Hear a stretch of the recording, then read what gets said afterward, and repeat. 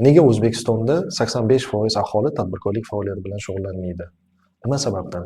Bu juda ham foydali-yu, masalan, biznes bilan shug'ullanadigan bo'lsangiz agar, bu degani sizda qo'shimcha daromadlar bor. O'zingizni pulingizni boshqara bilasiz. Xohlasangiz kamroq topasiz, xohlasangiz ko'proq topasiz. Ko'p vaqtingiz bo'ladi. Oilangizga, masalan, bolangiz tarbiyasiga vaqt ajratishingiz mumkin yoki aytaylik sayohatlarga borishingiz mumkin va hokazo.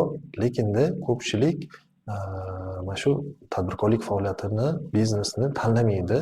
Oddiy xodim bo'lishni tanlaydi. Nima sababdan? Sababi shundaki, birinchisida mas'uliyat kamroq bo'ladi. Agar kimnidir qo'lida ishlaydigan bo'lsangiz, hamma mas'uliyatni u oladi, siz ko'p mas'uliyatni olmaysiz. Korxona kasodga uchraydimi yo'qmi, siz baribir maoshingizni olaverasiz. Shu sababdan. Bu nima degani? Bu degani sizni qo'rquvingiz kam bo'ladi. Agar biznes ochsangiz, qo'rquv bo'ladi. Masalan, noxos daromad olmasligingiz mumkin. Daromadsiz siz xarajatlaringizni qoplay olmaysiz. Shu orqali siz ovqatsiz qolishingiz mumkin yoki uydan haydashlari mumkin yoki masalan bolalaringiz maktabga bormasligi mumkin. Va hokazo. Qo'rquvlar ko'p bo'lishi mumkin. Shu qo'rquvlar bizani biznes ochishdan to'xtatadi.